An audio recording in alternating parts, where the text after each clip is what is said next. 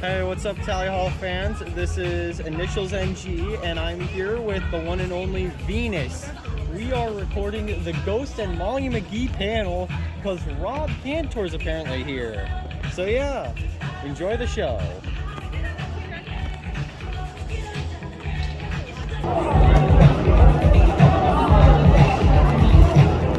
There, stop. Okay.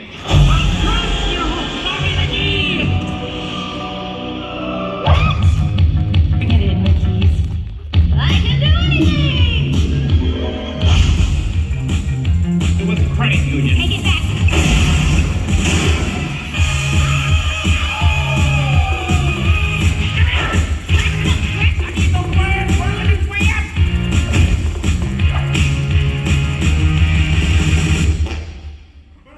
Hi, I'm Jeff. G-E-O-F-F. Nobody's spelling it, Jeff. Let's fight!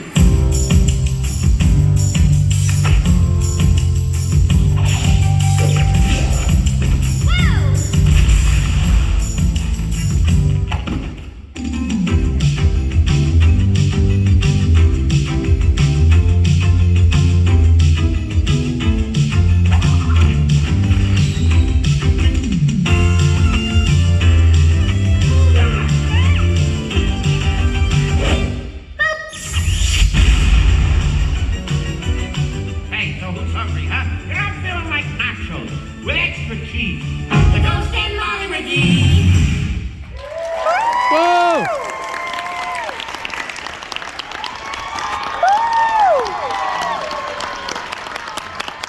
San Diego ComicCon!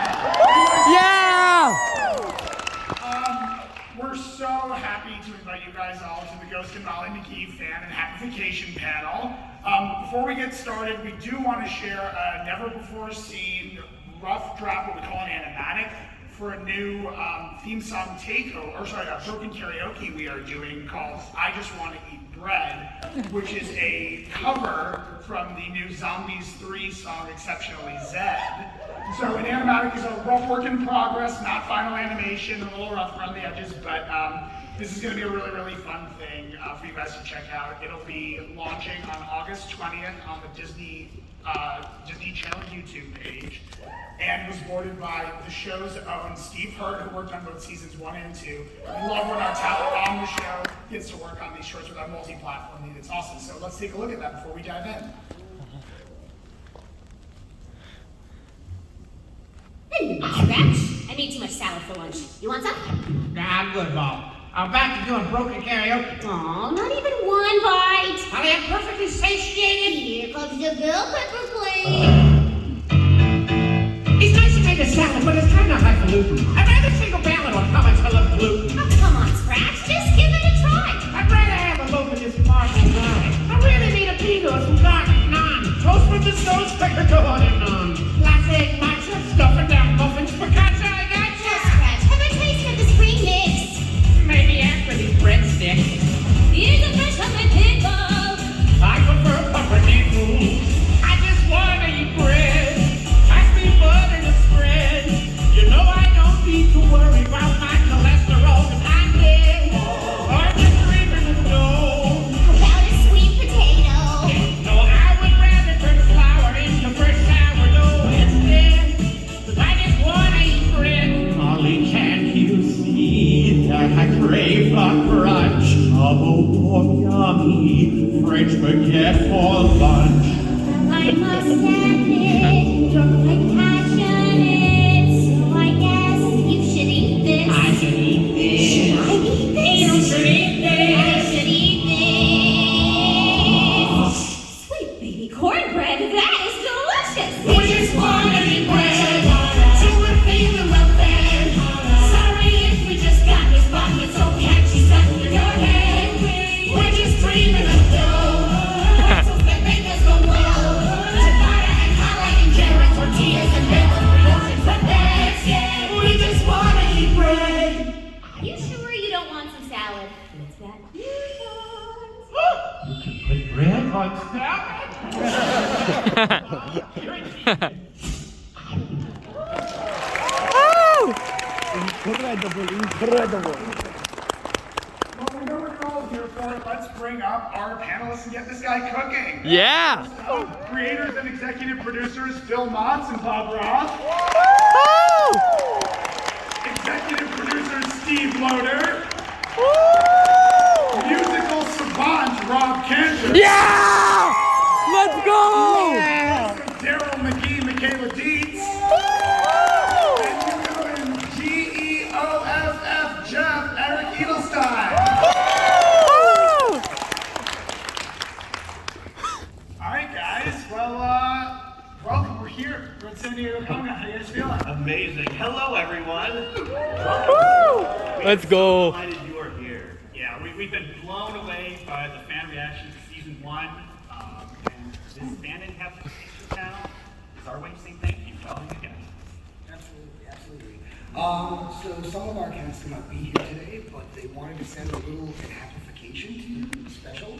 So let's take a look. Hi everyone, I'm Ashley Birch and I play Molly McGee in The Ghost and Molly McGee. Friends of the Ghost of Molly McGee, it's me, Dana Snyder, the Ghost. The titular character, I like to think. Molly McGee is the secondary, that's why it's and Molly McGee. Like, oh yeah, also her. Hey Comic-Con, Jordan Klepper here. How are you? I'm the voice of Pete McGee on The Ghost and Molly McGee. Hi, I'm Sumali Montano. I play Sharon McGee and Grandma Nan on The Ghost and Molly McGee. We have a couple of snippets from them along the way, so they'll get to hang out as well. But Michaela and Eric, what has the experience of working on this show been like for you? Oh, lady first. I mean, it's been such a wonderful experience for me. I feel like from the time that I was associated with the show and then through, I feel like I've kind of grown up with it and kind of become part of this, been enveloped in this, the Ghost of Molly McGee family. And, these are like really messy times right now, and it's just been such both an honor and a blast to be a part of a show that really inspires people that, they can make a difference, they can make a change. So, I've had fun. That's my final answer. It's a very good one. I went the other way. I've gotten more mature, more childlike. I love the show so much. I love Bill and Bob. They're everything this town should be about, and sometimes it's not. And I'm just so happy to be a part of something that puts so much joy, goodness into the world, and I love it. Well, Eric, that's a great segue. What is it about your character, Jeff, that you love best? Well, Jeff's full of joy. He's full of love. And to me, a little bit, he kind of reminds me of a good guardian angel in, like, It's a Wonderful Life, where between Molly and I, we're just here to make Scratch happy and pull the joy out of Scratch. And friends, it's working.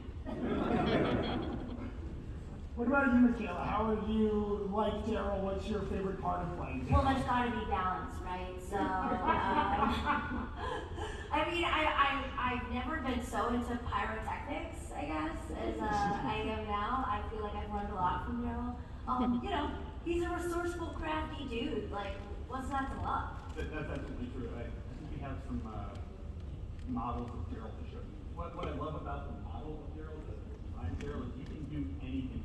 He's bulletproof, and he will not eat anything but you.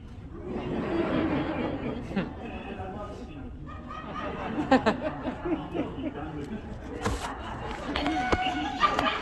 This is actually season 2 spoilers in those costumes.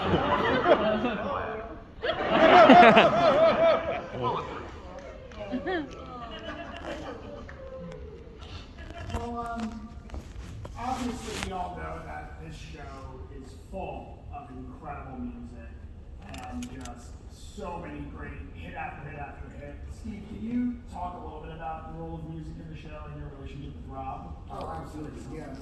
Music plays a really important part of Molly McGee and part of the amplification of the show. I'm going to sing your praises for a second. Oh, you're cool with this. All right. Okay. All right.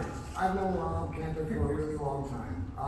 We met because I was directing a bunch of Disney Junior shorts called Happy Monster Band. Yeah. And the music. Happy Monster Band. Hell yeah. All right. And a band was doing the songs for it, a band called Town Hall. Yeah. Amazing band, and so I was like, oh my, this band's incredible, and I just kind of glommed my way into Rob's life, and I directed the Hidden in the Sand video. Oh my God, no way. And watched Rob's rise to stardom with the viral, actual cannibal Shia LaBeouf. Woo! Yeah, this guy is just pure genius. Well, now I'm a little, my self-esteem is higher. Done if you boosted it. Steve is glossing over the incredible music video he directed for Hidden in the Sand, but yeah, pure old school Disney genius. So, Rob, when you're making songs for this show, I mean, you've had to make upwards of 40 plus just in season 1. 40 in season 1, yeah. What is that process like? How do you keep having inspiration? How do you get such variety? How do you make it happen? It's kind of hard to brainstorm the jokes and the lyrics sitting at my computer, so I go on a lot of walks. I mutter to myself, ambling around my neighborhood, carrying a yellow legal pad. I think my neighbors think that I'm slightly crazy, but I just kind of, I walk around, I brainstorm a bunch of ideas for the label. It starts with a kickoff from the script. We read the script, we talk about if there's any songs we want to reference, what the song needs to do in terms of the story, and then you guys toss the ball to me and amble around like a crazy person, try to come up with a bunch of jokes, distill it into a lyric sheet, and try to marry it with a melody. And usually we're working with some specific song reference, so I have a point of reference to go off of production-wise and melody-wise, and it's a really fun way to work. I feel like I get to be Weird Al over and over again. It's like there are parameters in place which lets you your creativity flourish within, it has to sort of resemble in some respects this song.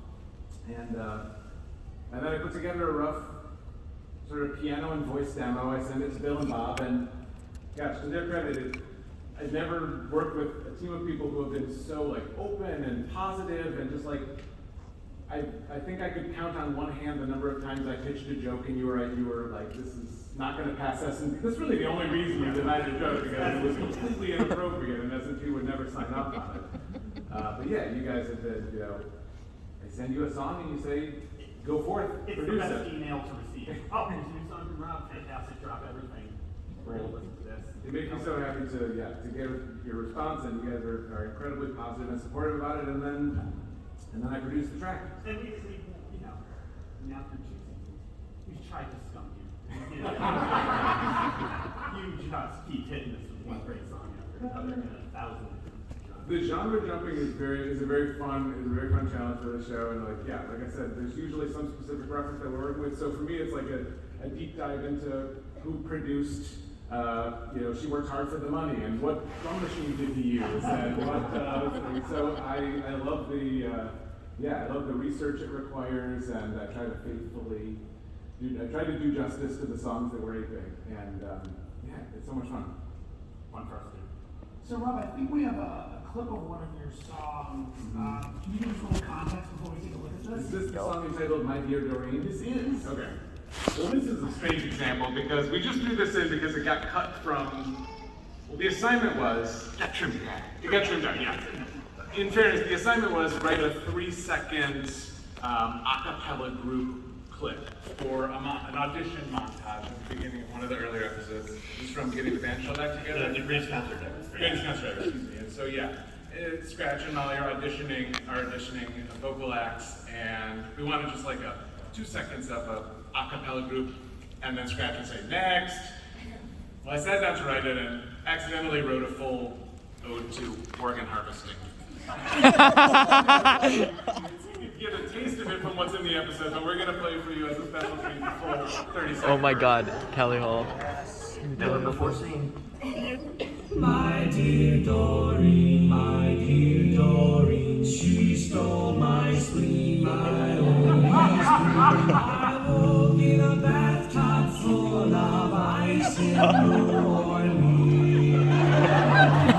Without my spleen.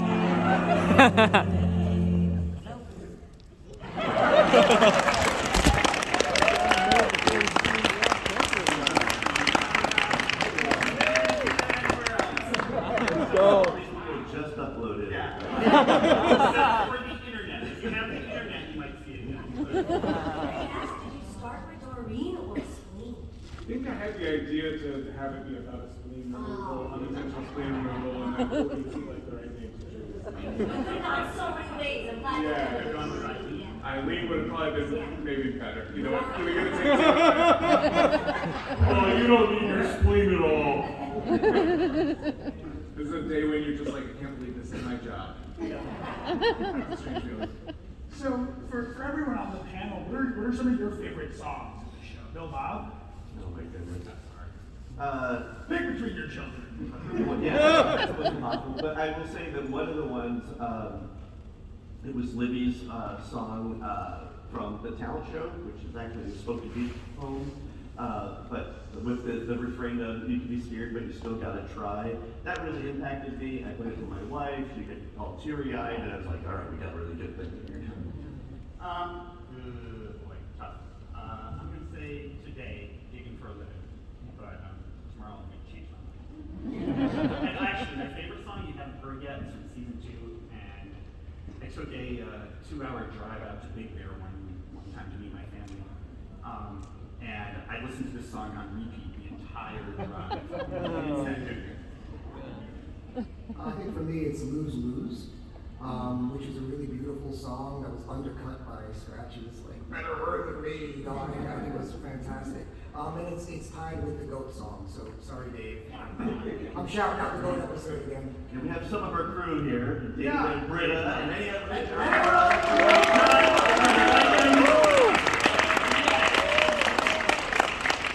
That's supervising director, producers, business. Michaela and Eric, what about you guys? What are your favorite songs? Oh, I mean, the theme song. Every time it comes on, it makes me really happy. I think Daryl would say, duh, anything by Atomic Pink. I found the song "Fried Food" to be deeply personal.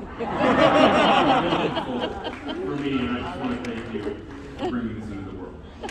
And we should credit Mike Kramer, our composer, who, with his wife Allie, wrote the theme song alongside Jill and Bob with some quartet. Well, Rob, I'm sure this is hardest for you, but when picking within, is there anything that really stands out from all the songs you've written? Well, speaking of Mike Kramer, who's our underscore composer and does an incredible job, he and I collaborated on all of one song throughout season 1, but it is a special one to me. It was from our Hanukkah episode, which is my favorite episode, and it's another Libby beat poem, and she tells the story of Hanukkah in beat poetry form.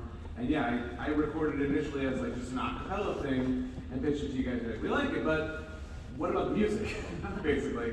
And we had the idea to see if Mike would contribute the music for that one, since it was sort of a emotional underscore feeling situation, and he delivered in spades. It's incredibly well done.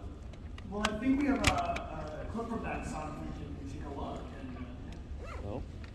The next day, the third day, the fourth day again, as they rebuilt the sacred spaces within, their temple's menorah stood up to the wind. Look, they said, still lit. They marveled, happily wondering why, as the 6th and 7th days went by. It must be a miracle sent from on high. Look, they said, still lit. In the end, it was 8 days and nights it would last, till the temple was fixed by the light that it cast. We've weathered the worst, the storms have blown past, and look, still lit.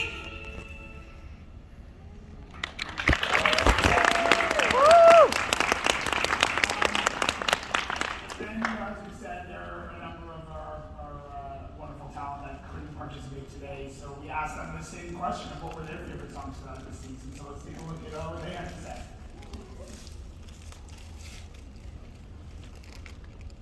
I find myself constantly still humming my best friend's band.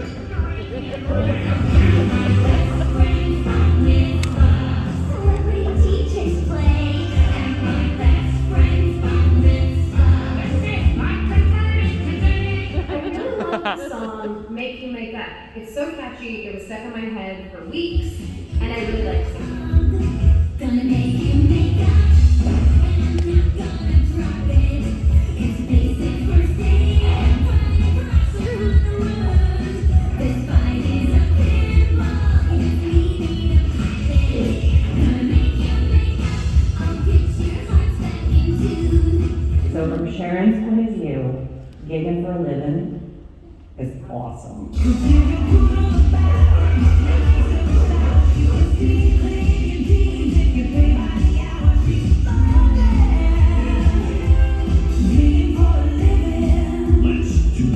I would have to say my favorite song is from season 2. Spoiler alert. Can I do this? Isn't that what ComicCon's all about? Spoilers? This is where you guys come on out. There's a song in season 2 called Dance With Me. Move. Dance to the groove. Just do what you do. Dance with me. Here we go. Get low, get low. Pick up and you finish on the left. Put it into the bin where it goes. Compost deep if it'll decompose.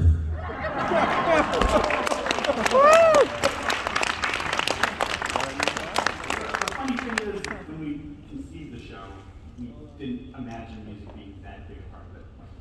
The pilot initially we had just one musical montage, and we added a bunch of musical montages through the development of it. The pilot was a softball episode. Yeah, the softball. So it was the When You Believe song. And we thought, that's probably it, right? Like, well, maybe we'll do another musical montage or two throughout the season, but not every episode. And then it was every episode. Then it was every episode. and then we were like, okay, but it's going to be musical montages. We're never going to have Dana and Ashley sing. And then, like, the second episode, we were like, okay, Dana and Ashley are going to sing. We'll sing almost every episode. All part of my master plan. Yeah. Once we had Rob, we were like, we can't not use this as counts. That's incredible. So, season 1 just recently finished. There's been an incredible reception from fans. Obviously, we have our best fans in the room right here. I'm sure you all want to know, given all of these incredible stories and everything you guys have rolled out, what's your favorite thing about the show? We're just going to go down the line and have everyone answer it. So, Bill, let's start with you. My favorite thing about the show is we wanted to show a real family going through real hardships and dealing with some of the issues, economically especially, that don't necessarily get shown in animated sitcom world. And but yet make it fun, and and where you can sort of learn about inhabitation. And so I think that's what I love is that our show is about people trying to make the world a better place. Yeah, took my answer. I was like the fan reaction. I'm constantly scrolling through Twitter for like get my attention via the hashtag #TheGhostandMollyMcGee. I will see it because I'm checking hourly. And I love seeing all the fan art and the crazy theories and all of the just people embracing what the show is about. That's what's been so gratifying for me. It's been amplifying, if you will. Yeah, absolutely. All of the above. I'm going to go a different way. My favorite aspect of the show is the book. Yeah. So I'm going to clue you in a little bit on the dynamic of how this actually works. All right. So Bill, nicest guy in the universe. Bob, grumpy exterior, heart of gold on the inside. I bring the weird. Right? That's my role in this whole dynamic thing. And anything that's strange, you just throw onto the show. It sticks. It works. Like in Howling Harriet, all right, we have Scratch and Jeff running away from a monster, and oh my God, they're in peril. This is going to be terrible. You know what we need here? We need a 70s pop song about toes. So that's what I love about the show. It can encompass anything you throw at it. All that stuff. And also, I'll say, from a behind behind-the-scenes perspective, from a production perspective, for me, it's the collaborative atmosphere that the three of these guys have created, where every single part of the show, every department, everyone contributing has really full-fledged creative opportunity. You guys are like, you're so welcoming to everyone's ideas, which is, I feel, pretty rare in this world, and it brings out the best in everybody on the team. You know, the last 2.5 years, obviously, all the pandemic. I don't think you've heard about that. Yeah. Anyone? What's that? And so we've done everything over Zoom, FaceTime, and yet I feel closer to this crew than any of the other, not any of the other crews, but you know, I feel like this is a tight-knit crew. This is the one. I love it. Sorry, all the other shows before now. I feel closer to these people than I feel I ever imagined to be when we're all physically separated. I mean, so physically separated. Was it today the first time, Michaela and Eric, that you met in face-to-face? And now they're We're never engaged. leaving each other because I made Eric promise me that we could cosplay as Danny DeVito and Arnold Schwarzenegger and so it's happening. Come back next year, we promise. For me, one of my favorite parts about being a part of this show is hearing from fans, from families who are Asian American, or some kids are like Papa, like half, and I have a little girl who's half Asian, and I just love representation is so important, and I think what I'm hearing from, especially from the parents, is, gosh, we've never had any, my daughter's never seen anybody who looks like her on a cartoon before, so it's a privilege, and it's fun. More of this, please. Yeah. Everything about the show is a dream come true. Like, to play a Disney Ghost, you kind of can't believe it. And then Jeff is based on a college friend of mine. So it's really funny to just do an impression of your friend. Sit out there and you like oversee everything. He'd like get us dinner and you take 2 bites of it. Oh, I hooked us up. Oh, I really hooked us up this time, buddy. And you snap it. Okay, Andy, dinner's good, but you don't have to keep reminding us. About 5 seconds pause. I really did hook us up, though. Anytime you go into a little tiny unventilated closet during COVID and then just feel the love from these, Rob's right, you feel like you can do anything with this crew. And the whole thing's just a dream. Love that.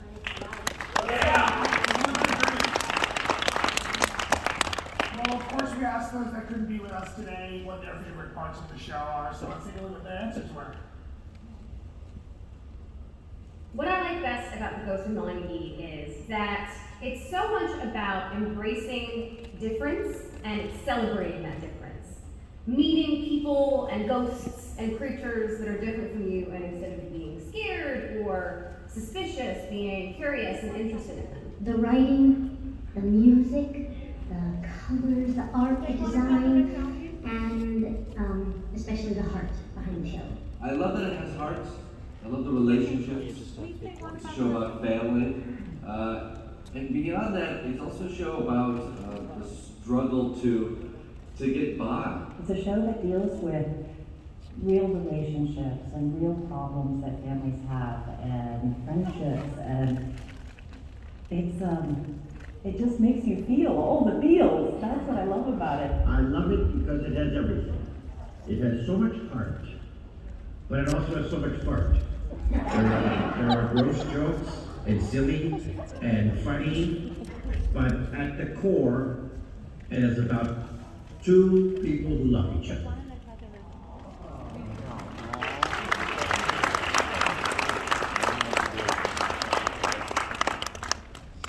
Well, I guess that's it, right? Guys, is there anything else that we could talk about? Or I mean, we could show all these people came out, and really nothing else? I didn't let me to see a song from season 2. Yo!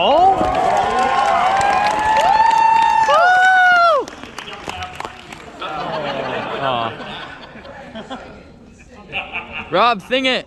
I think we have something. This is from the first episode of season 2. Who saw the finale? I'm just going to sort of see if I can see some. So, you know that there were some changes in the ghost world. The chairman's gone, so some of the ghosts turned to scratch for a little help. They don't know what to do with themselves. Here it is. Oh. It isn't super tricky. All you gotta do is be just a little less like you guys and a little more like me. No more meetings, no more work, no responsibility. The chairman's gone. You're completely free. Enjoy your afterlife. Do what you wanna do. Enjoy your afterlife. Maybe eat a croissant or two. There are no rules, no restrictions, and no strikes. Just get back, relax, and enjoy your afterlife. Now, let's talk interests, hobbies, passions. What have you always wanted to do but didn't have the time? That's easy. Re-alphabetize the ancient scrolls. Add color coding to the scan report template. No, think fun stuff. Buy a standing desk. Long before I was a ghost, what I really wanted most was to learn how to play the lute. Stop. You sound like my father. He said, boy, this lute is a foolish toy. And then he cut the strings to mute my pursuit of the lute. What a brute. Well, hey, let's stick it to your old man. Buy a lute, make a practice plan. Then, I don't know, go on tour in a lute-shaped minivan or something. Ooh, that sounds positively delightful. Perhaps I'll even grow a soul patch. Enjoy your afterlife. No one's the boss of me. Afterlife, that's the basic philosophy. You know, there are no rules, no restrictions, and no strife. Take my advice. Just get back, relax, and enjoy your afterlife. Do whatever you want, but enjoy your afterlife. Preferably elsewhere.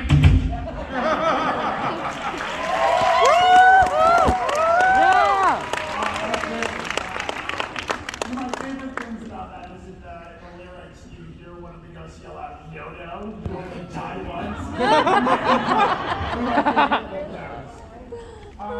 Well, we're going to move right into audience Q&A, but before we do that, do we have anyone cosplaying of the show? Any cosplayers of the show? I see at least one. Could anyone cosplaying come up to the stage really quickly?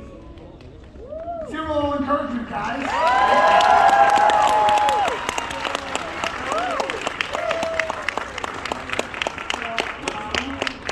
What's your name? Alex? Hello, Alex. Nice to meet you, Alex. I have very bad news for you, Alex. You've been cursed. Yo! The rest of your life.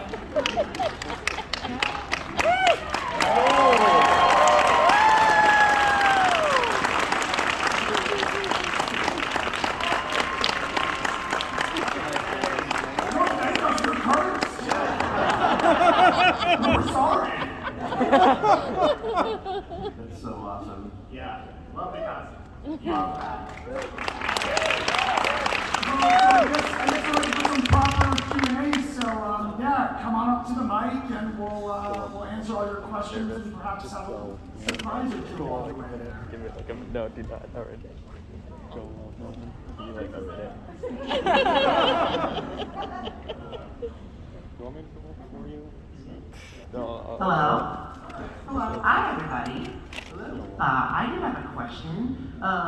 So I know that the show uses a lot of different music genres integrated into it, and I wanted to ask, do you have any favorites that you have put into the show? Of genres? For me, I actually really love the country song we put in. The Kenny Star stuff for me. I'm going to go with the Beastie Boys Obstruction.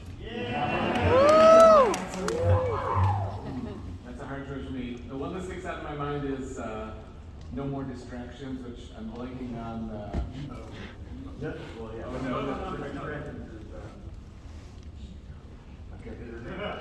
Apologies to Bonnie Tyler. yes. Well, anyway, Bonnie Tyler. I love the family acapella, like before they're cleaning, and they're like, I don't know, what genre is that? Acapella? Cleaning song. Yes. I love some of the super stylized 80s stuff. It kind of reminds me of throwback cartoons. It makes me happy. Yes, yeah, that answers my question. Thanks, everybody. You get a Molly McGee bag. Wow.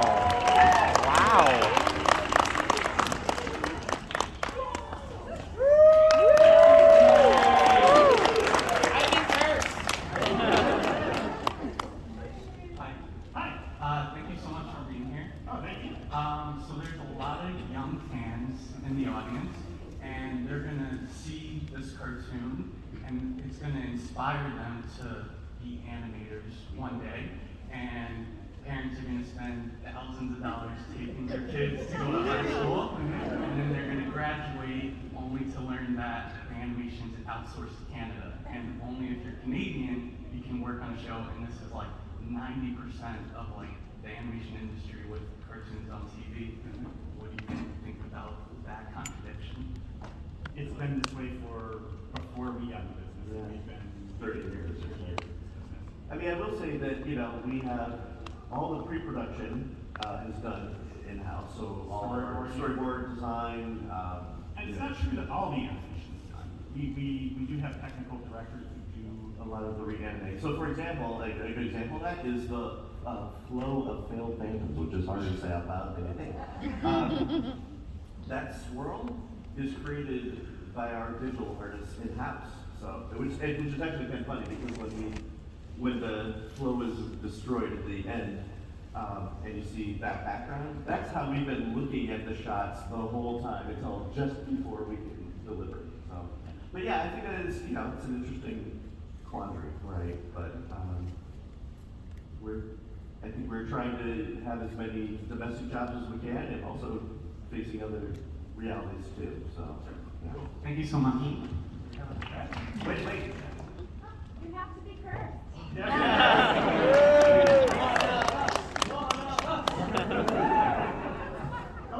Hello. My question is,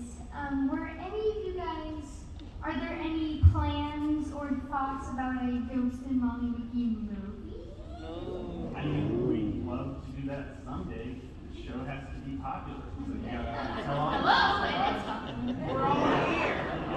You gotta watch it on the Disney Channel. You gotta watch it on Disney Plus. We have 5 episodes dropping August 3rd. August 3rd. You gotta binge, and let the company know that you love the show, and then maybe someday.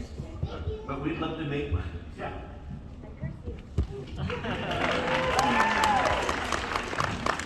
Hello. So my question is that at the end of the episode of Home When the Holidays, we see that Molly has seemingly become friends with Andrea. So I was wondering, do you think we'll explore more of that in season 2? You absolutely will see more of Andrea. We don't like to give away spoilers, but yes. You'll see more. All right, Christmas matters. I'm so glad you said her name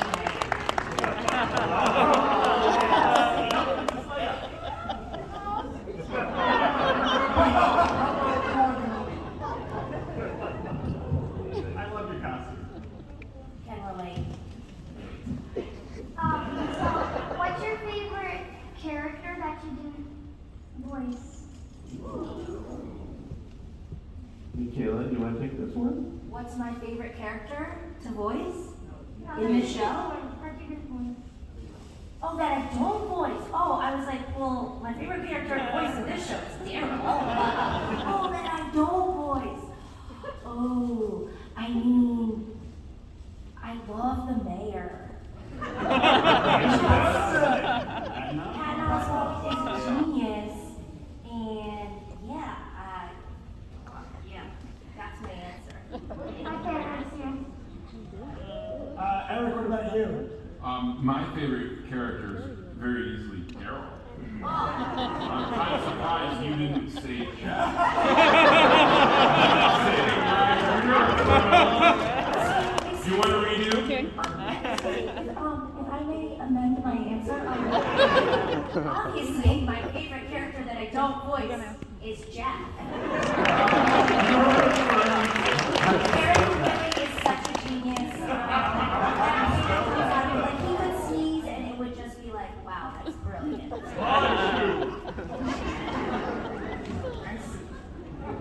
Somebody please curse Princess Leia. Yay!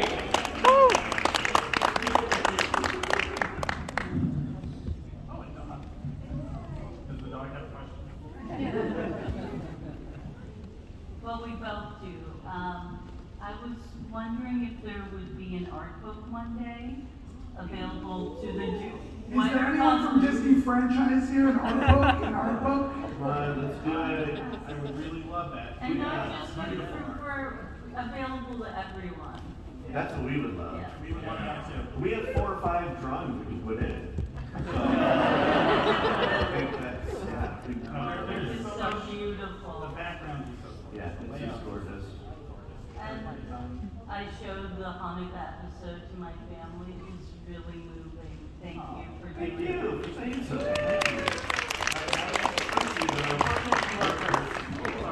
While we're at it, can we get a box set? Music? Okay, just throw that out. All right, next question. Hi, Rob.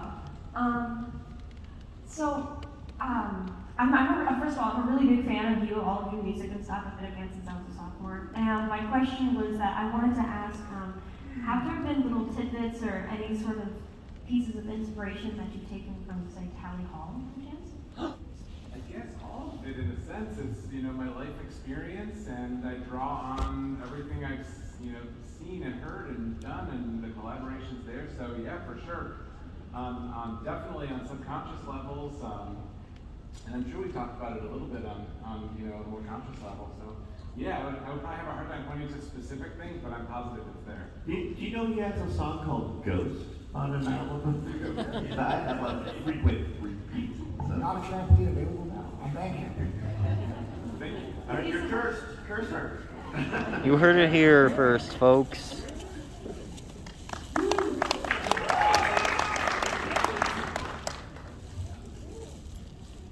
Hey,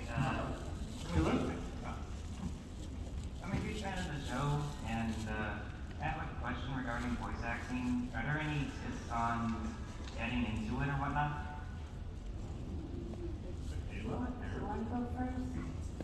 Well, what I always say is sometimes I guest speak at my friend's voice acting class, and I say if you want to do voice acting, you're probably like me, where you study your friends a lot, do impressions of them. So I just start cataloging them. So if it's a job that I'm really excited about, I'll try to bring in a good voice. So with this one, I actually had 2 possible voices, and I pitched it to Bill and Bob, and they're like, that one. So just start writing down all the impressions that you do of all your friends. And what I love about this business is you get rewarded for the stuff you got in trouble for growing up. You get in trouble for doing impressions of teachers and friends, and now I can sit on a cool fancy panel. So just stay on this path, friend, and I think you'll really enjoy it. Can we hear a sample of the deaf voice that wasn't? Yeah. Oh, well, that one, the other one I did was like an impression I did of my sister growing up.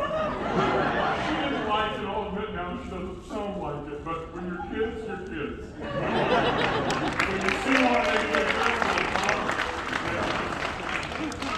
I would also say, voice acting right now is really competitive. It's such an alluring profession. But so maybe just if it's something that you really, really want to do, don't be afraid of the word. Don't be afraid of hearing the word no. You may get radio silence, or you might not get feedback on everything, but just keep, as Eric is saying, keep honing your craft, and just put your stuff out there, man. Follow your dreams.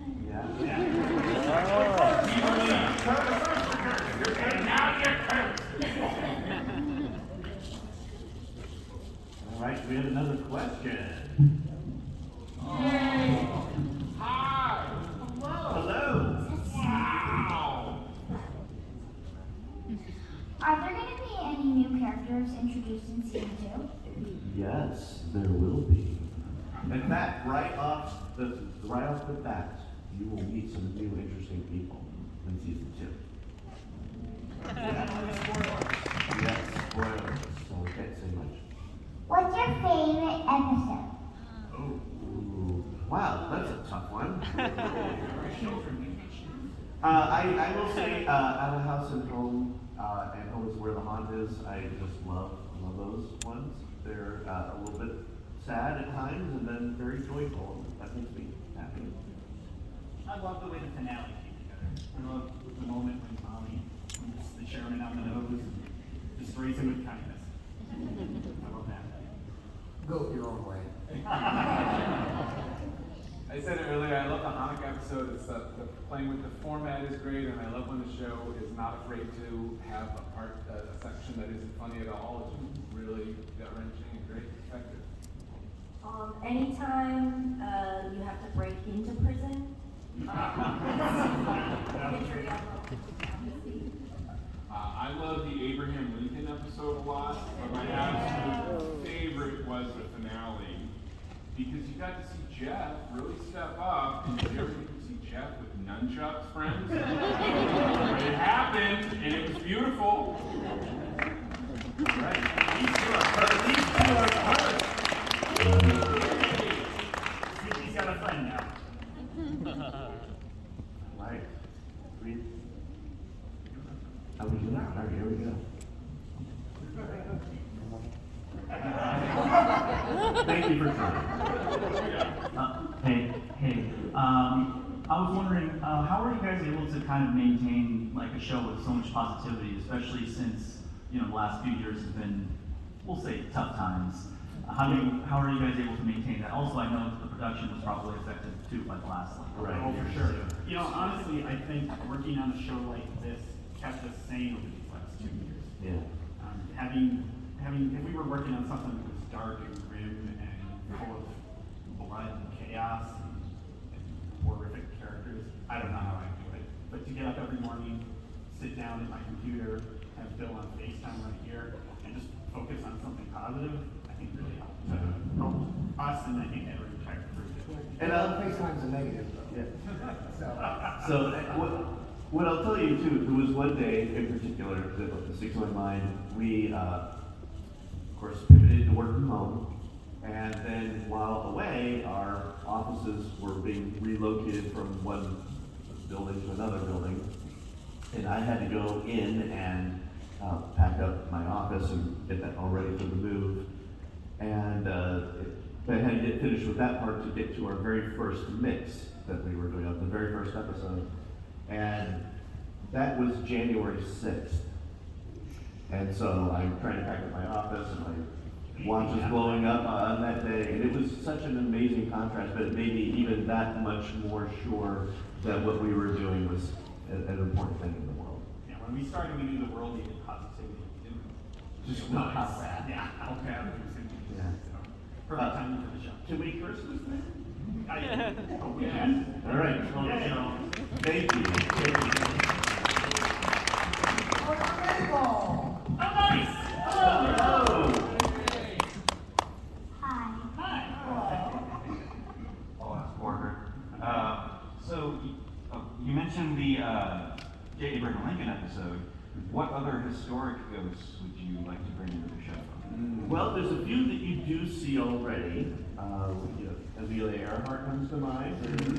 Julius Caesar is in there, and you can be certain he's Julius Caesar because he has a knife in his back. Cleopatra, of course, Taft, that's what you're Taft, I love the Taft. The design of Taft makes me laugh every single time. I pitched a historical ghost that did get rejected by S&P. Yes, Adolf Hitler will not get there. They were not, and just, not just S&P, but good taste.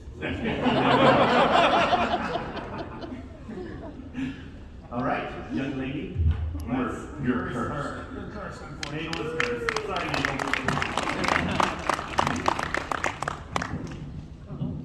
It's magical.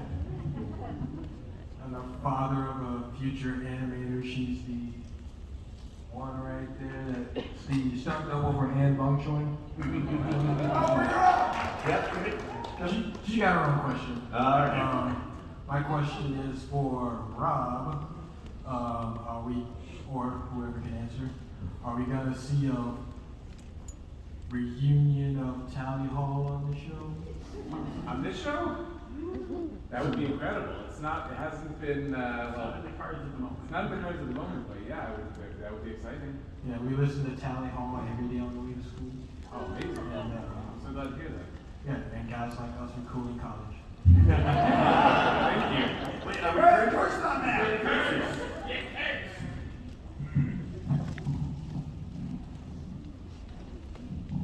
Hello. Hello. Hi. I was just wondering, because, like, I know there's going to be a season 2, but will there be, like, a season 3 or season 4? I sure hope there will be. I love that. Make sure you keep watching the show on Disney Plus. Yes. So if you think about your views are like votes. Everything you watch is like a vote that you like that thing. So the more you watch, the more you vote for it. So that's helpful. We would love to do that. And in this case, it's fine to vote more than once. Stuff that ballot box, let Disney know you want a lot. Yes. But thank you. Thank you. All right. I'm sorry, you're first. Too bad. Now you just got yours.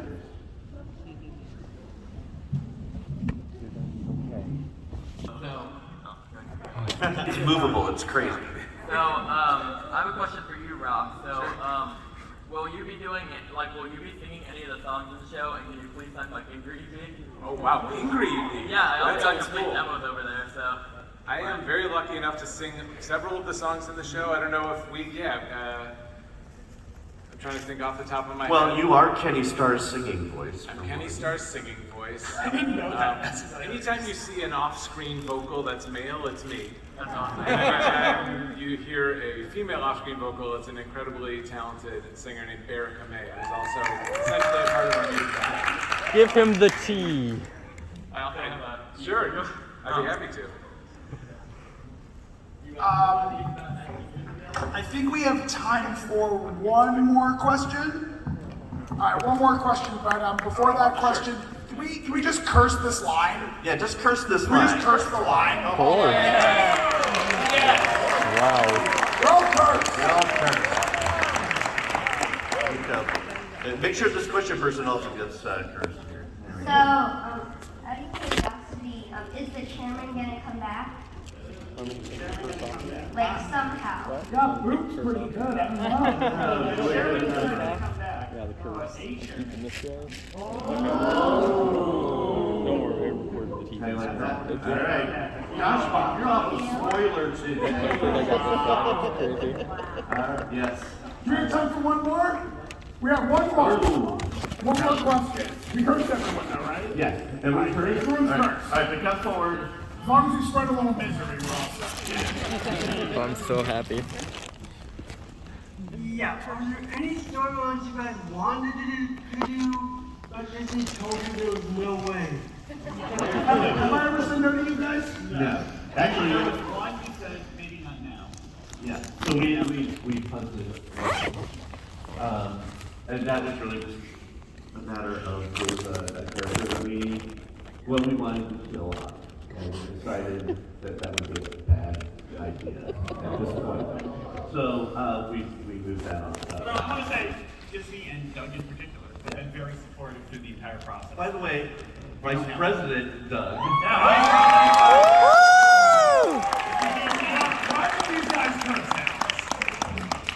But yeah, I feel like we have a pretty good collaborative relationship when you guys come to us with ideas of what you want to do on the show, and we sort of find, if there's ever a disagreement, I feel like we always come to a really good natural solution, and it's usually just asking you guys, what do you want out of an episode?